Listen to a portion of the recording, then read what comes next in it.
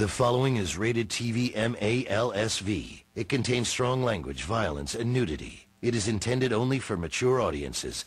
Viewer discretion is advised.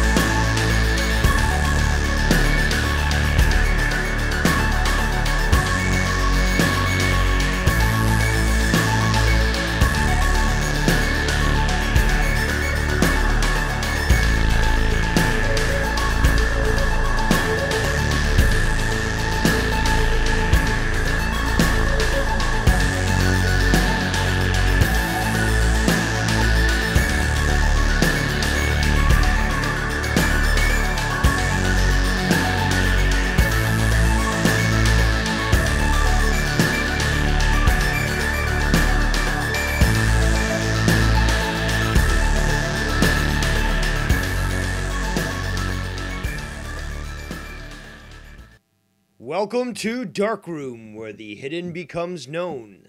I am your host, Devious Dave Rose, and today is March 29th, 2019. On this episode, we're discussing news review.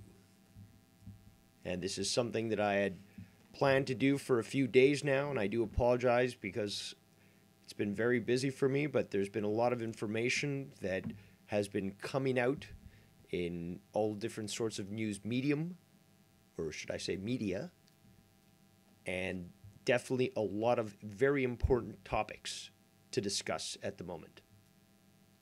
Very busy.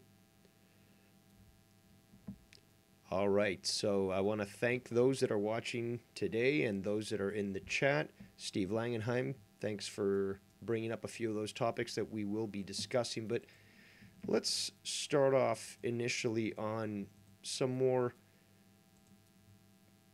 I guess, breaking news from last week. But we had essentially, well, actually it was earlier this week, I should say.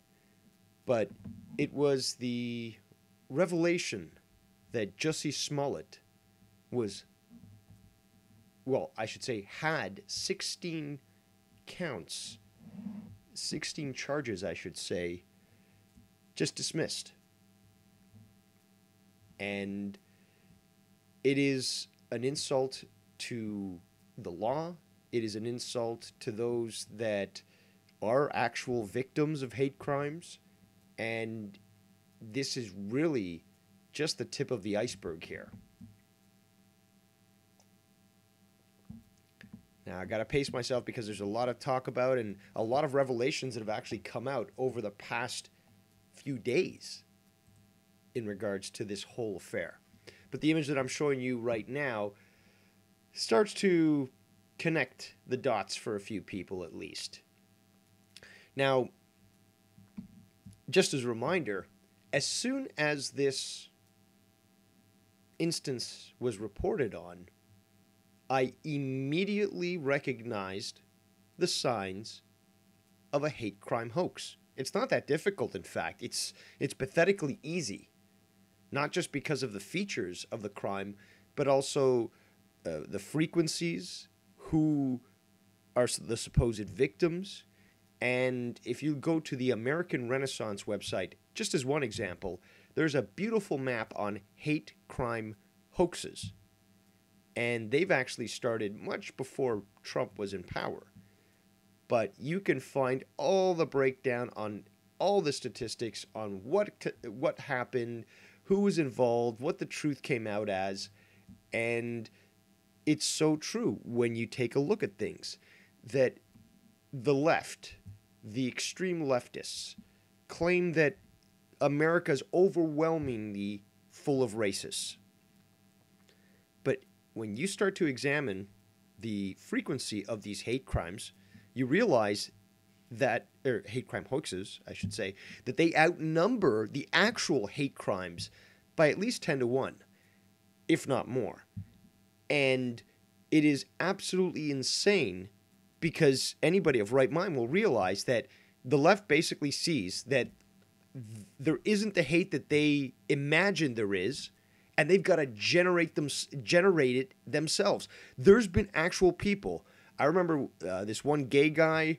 There was a few black people, but you hear about it a lot. You see about it a lot, where they said, well, when they finally got found out that they were the ones that conducted the hate crime hoax, that they say, well, okay, yes, I conducted that hoax, but I needed to bring attention to, this problem.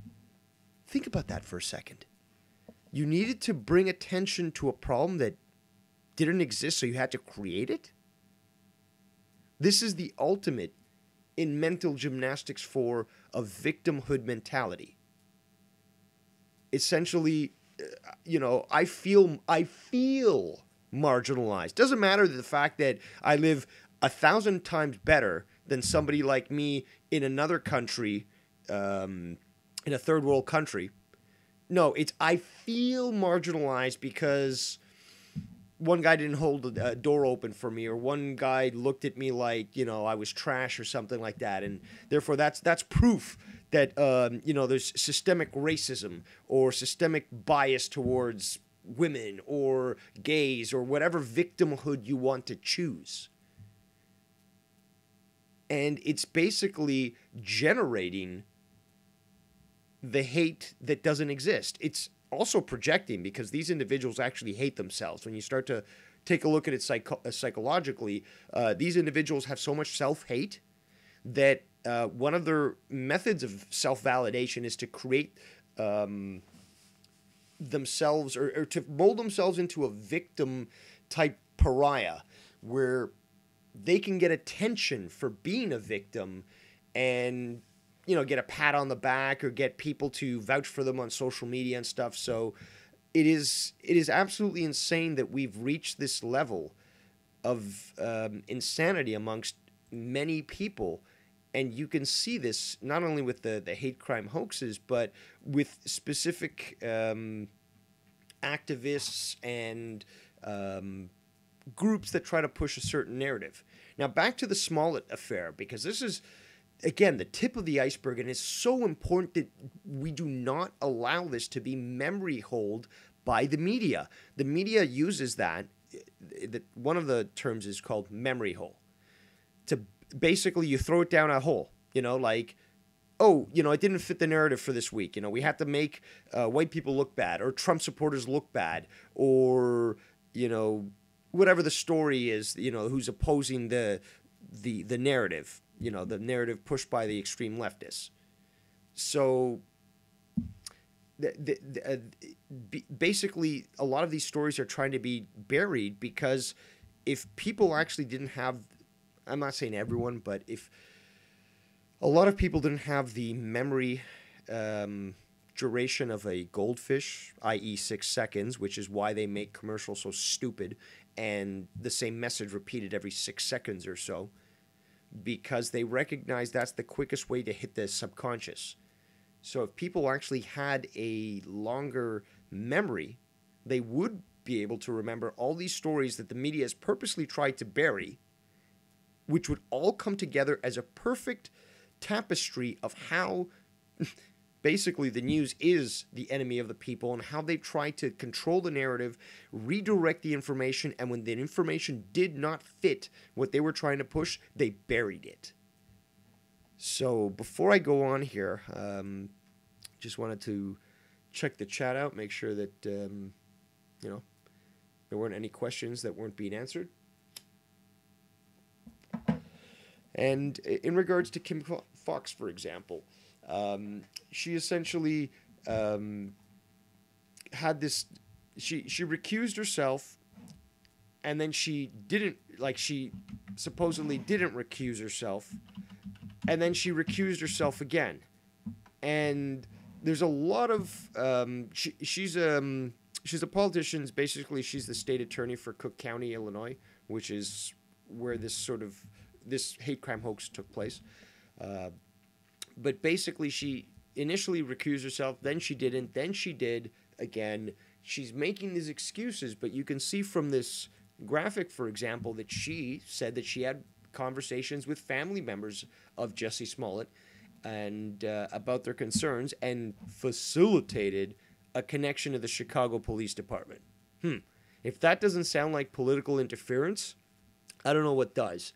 But hey, Trump could shout somebody out. He could shout ICE out, and he would be, accused of collusion or some sort of insanity. But no, it's no problem for this prosecutor to basically communicate and facilitate a connection to the Chicago Police Department.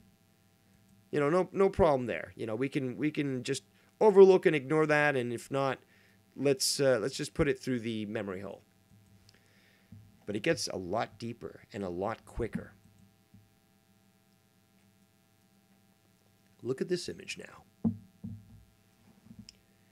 I'll describe it for those that might not be able to view the screen right now if they're driving or some other inability to attend to it. But Daily Wire reported that one of the co-conspirators in the Avenatti fraud scheme, okay, so that's the attempted defrauding of Nike for about $20 million that Avenatti had been basically connected to, arrested to now, and charged with. This co-conspirator is a CNN analyst and also one of Jussie Smollett's lawyers. So we're starting to get very deep now into the deep state. Avenatti, if you may have forgotten, was the lawyer that was representing Stormy Daniels, the third-rate porn star and failed stripper and land cow. And she not only lost her civil case against Donald Trump, but she now had to pay his lawyer fees, and basically it came close to bankrupting her if it didn't. Avenatti represented her, but he also was found out to be coaching Stormy Daniels, which she came out later and basically said he manipulated her to say certain things that she shouldn't have had, she shouldn't have. And again, like when you're a lawyer, you have a responsibility to ensure that if you're representing someone, that they don't basically do something illegal, because that's on you as well. And he got charged with bank fraud and other actual schemes. He got kicked out of his office. He got basically charged with many different charges. Like it's crazy how dirty this guy is. And he sort of is that typical ambulance chasing lawyer stereotype. He's the one that basically you would suspect of trying to pull some sort of scheme to protect his clearly guilty client. So this connection with Smollett, though, really does go deep. And we've got individuals that are, as I showed with this image here, but individuals, for example, Barack Obama and Michelle Obama, that are connected directly to Smollett. Smollett's sister actually worked with the Obama administration. That's not discussed. Look at we've got Fox there, the attorney there in the bottom right corner, with Kamala Harris. Now, the connection with Kamala Harris, which is alluding back to what I was saying earlier, was that when I initially had recognized that this was a hate crime hoax off the bat, because again, it just takes two brain cells to notice a pattern and realize statistics. When I realized that this was a hoax, started to dig deep into it. And what would I find out was that Kamala Harris at that point, along with Cory Booker, were attempting to push an anti-lynching law. Now, we already know that lynching's been illegal for quite a long time. I don't even know exactly how many years, but murder is illegal, and that's not allowed. I mean, it's never been legal to kill, anybody really in America, in regards to civil law. Under war conditions, that's totally different. People don't seem to understand that. But this whole connection to this anti-lynching law is something that's been buried because Smollett actually had talked directly to Kamala Harris a few days prior to her proposing that bill. It coincides perfectly with the hate crime hoax narrative story that they try to put together. So in the upper right-hand corner of the image, you can see again Kamala Harris and Jussie Smollett. I can't remember the hag in the middle there. I had her name. I can't remember. She wears the weave. She hates her district, which is covered with shit in California. If anybody's watching and can remind me, the name is literally on the tip of my mouth, but I can't remember her name. But she's also involved in this whole situation. These are all individuals that were essentially installed by Barack Obama, or at least supported so that they were able to attain those positions. And there's so much connection to not only Barack Obama, but those that he actually represents. Because he was literally just a puppet.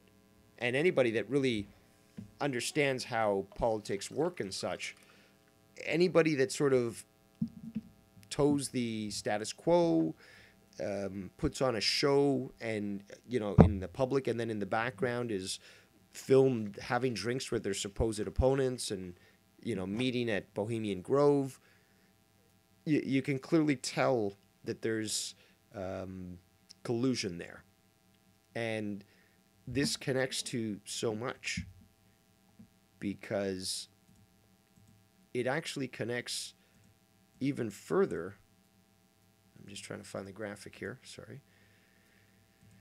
To the fact that it is also an attempt to distract from the Mueller report.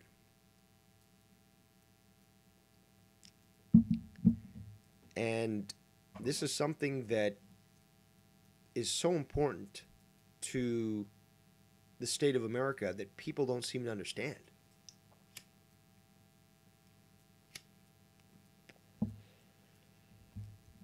Now, the whole purpose of the Mueller report was basically to find if there was any Russian interference in the 2016 election, specifically with Trump.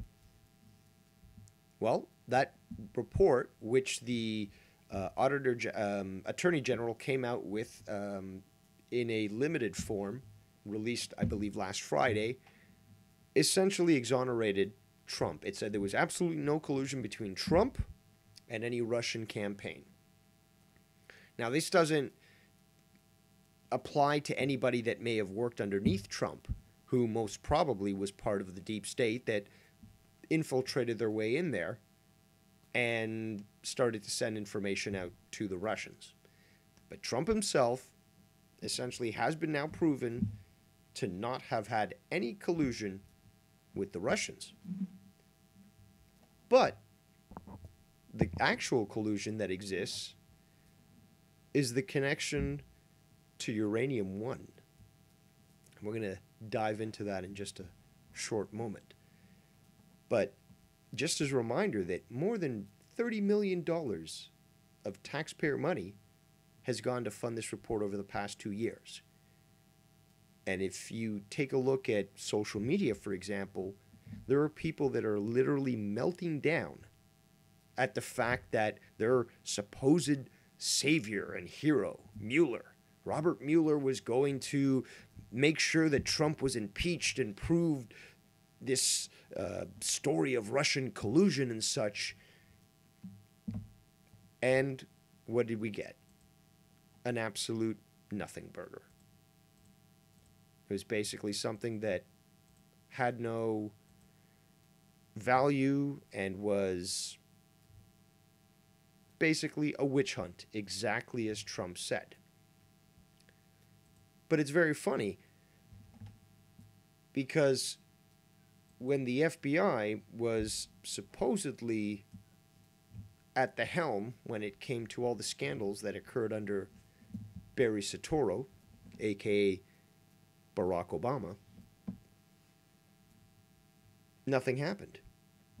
So take a look at the image that I'm just putting right now on the screen, where you had the deal with Iran, where $150 billion in cash was flown to them under a secret flight, an attempt to be buried in the memory hole, not only in the media, but by the Obama administration.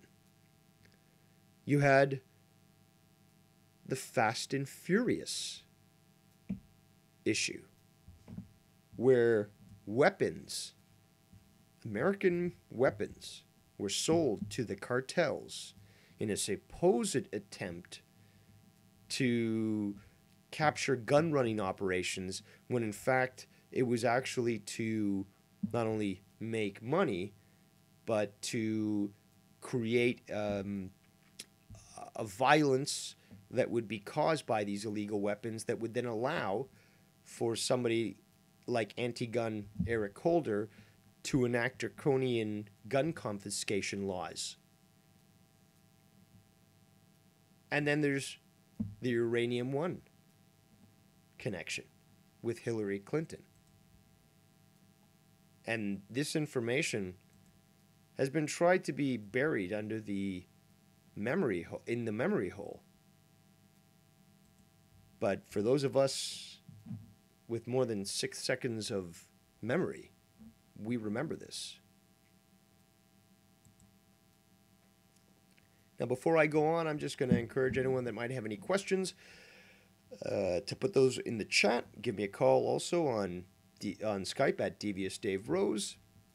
And we're just getting started here. This is just the first of many topics that we're going to be discussing. So we're still filtering through them because, amazingly enough, or should I say synchronistically enough, these are all connected. The Smollett thing actually does have connections to the Mueller report, and obviously the connection to Russia.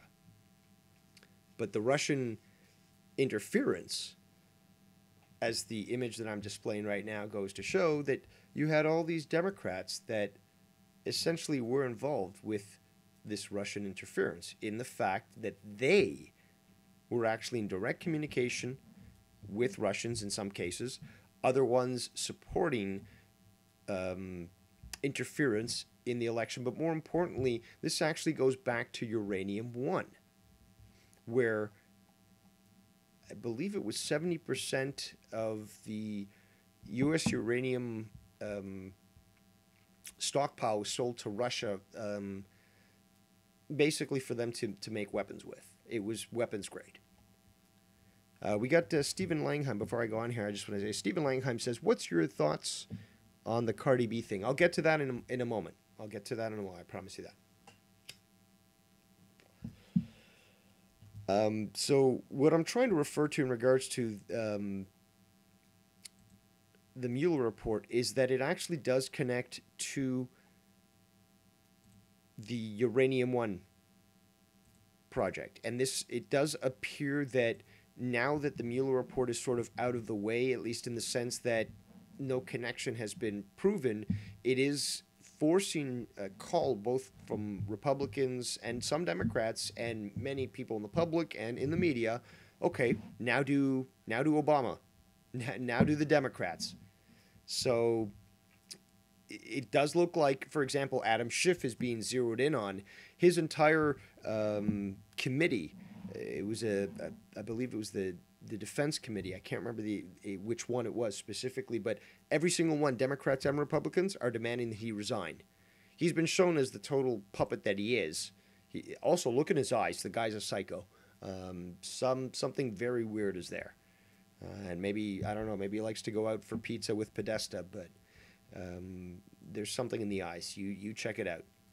But as I was saying earlier, and you'll see the image pop up right now, there's huge amounts of scandals that occurred in the Obama administration that actually carried over into the Trump administration due to the fact that there were so many holdovers within the Trump administration that belonged to the Obama administration previously. So as I mentioned, Fast and Furious, there's the uranium one, there's the supposed ransom payment, and I say supposed because I think that was sort of set up by the Obama administration to allow for these. Well, basically what happened was that these sailors got stuck in they were supposedly in international waters, but the Iranians sort of captured their ship, arrested them, and kept them in captivity until they were paid off. I can't remember which the martyr transfer was, but there was a lot. I mean, there was I can't remember his name. It was Bengal. He actually abandoned his unit in Afghanistan, joined the enemy, or it might have been Iraq. But basically, you know, he and his family was actually Muslim as well. But like, he joined ISIS and eventually was captured. But Obama sort of paid for his release, sort of thing, and he was brought back to the States. But you know, it's like, I can't remember the exact details. I have to look that up right now. But it's he was basically a traitor, and several people died trying to rescue the guy when he was supposedly being held as a hostage, when in fact he had joined the enemy. The Obama slush fund, the guy's had his fingers in everything, and he's, you know, I mean, take a look at how much somebody was supposedly worth before they became a president, and then how much they had a net worth of after they left that presidency, or Congress, for example. So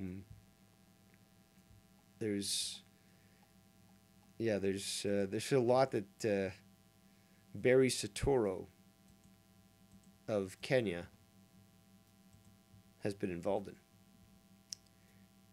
But he's just a puppet, as I said, because the puppet masters, at least above him, are the Clintons. And specifically Hillary Clinton. She's the mastermind. Now, I wish I could actually zoom this in for you and show you all the details, but this is the Clinton body count. And there's a lot of people that make a lot of effort to actually categorize every specific detail when it comes to what's referred to as the Arkansas Mafia. And I can assure you, they're extremely powerful. They've kept up with eliminating those with loose lips.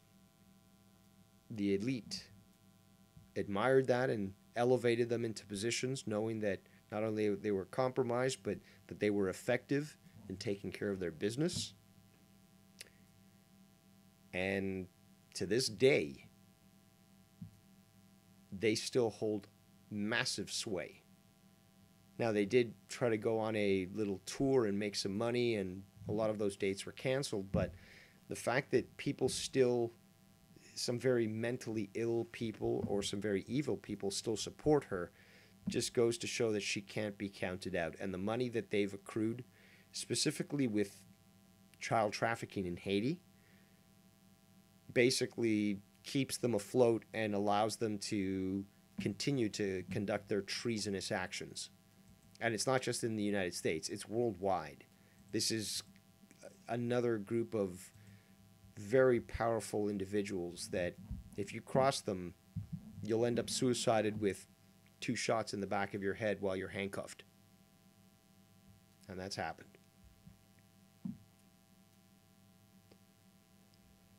Moving on, we're going to quickly just address the media's incestuous relationships with the Obama administration.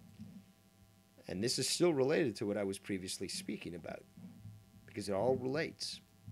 These are the individuals that were installed specifically due to the fact that Obama actually enacted an operation, a sort of law that allow not only the government to fund fake news, but to also sort of install trustable individuals within positions of power in the media. Well, this is Project Mockingbird. It's a continuation of that, no question asked. And ensure that whatever the media is trying to spin is in your favor. And more importantly, there are certain topics that they don't discuss. Or when they do, they ridicule it to try to paint anybody that even questioned that, anybody that just acted like a normal human being, paint them as crazy, paint them as conspiratorial, or just having sour grapes, for example. And that's what they do. That's what the media does. They try to shame people into believing certain fantasies, and they definitely do conduct what's called a dog whistle, which is they say certain words and they program into you a reaction. So if they say racist, they know that you're going to say bigot or something like that. The whole point is to create a reaction in you and control you. It's basically based on an experiment called Pavlov's dog, where Dr. Pavlov would basically ring a bell and then feed a dog some food. And then he would continue to do that over a lot of time. And then eventually he would just ring the bell but not feed the dog. And already the dog was anticipating the food, so he would start to drool. He would start to react in the same way that he would, when getting food, sort of thing. So, or when knowing that he would be getting food. So, that's one of the terms that's used, a dog whistle. And that is basically what the media does try to do, is to convince you of certain untruths, to live a certain reality. And this is a favorite graphic of mine. I'll never stop putting this up because it is not only hilarious, but it is sad. The individual that you're seeing in this image is an actual person. This individual I spoke to on a few occasions. And on one of them, it was actually prior to the 2016 election. He was rooting for Hillary. And I straight out asked him, what about Benghazi? And his response, never heard of him. This is the state, this is the mental and educational, intellectual state of the, I wouldn't say all of American viewers, American voters, but it's a large number. All you got to do is go onto YouTube and look up Walmart or people of Walmart. And it's truly a sad state when you have individuals that are totally ignorant of reality, of an individual's crimes, such as Hillary Clinton's. And yet when you bring up an extremely important topic, like the massacre at Benghazi, he says, never heard of him. Not what's Benghazi, not could you tell me more about this? No, you must have said Ben Ghazi, Mr. Ghazi. Everyone knows Mr. Ghazi, or at least I'm sure some people do, but I've never heard of them.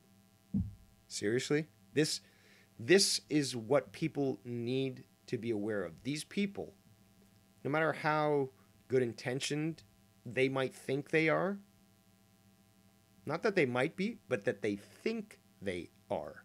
There's a big difference. These are your enemies. These are the Agent Smiths of the Matrix. And they will do anything in their power to ensure that you're held down in this system. Now, before we go on, just want to change up a graphic here, but I also want to refer to the chat because we've got Zed Freeze, or Z Freeze, if you're American. Do you believe that people sell their soul to Satan? I'm sorry, it doesn't have anything to do with it. Actually, it has a lot to do with it. A lot to do with it. If you really start to take a look into Hillary's crimes and the fact that she's still alive even though she is a cannibal, you realize that you have to sell certain things to dimensional demons to ensure that you live this long and have the success that you do. But it does have a lot to do with it. Now let's go to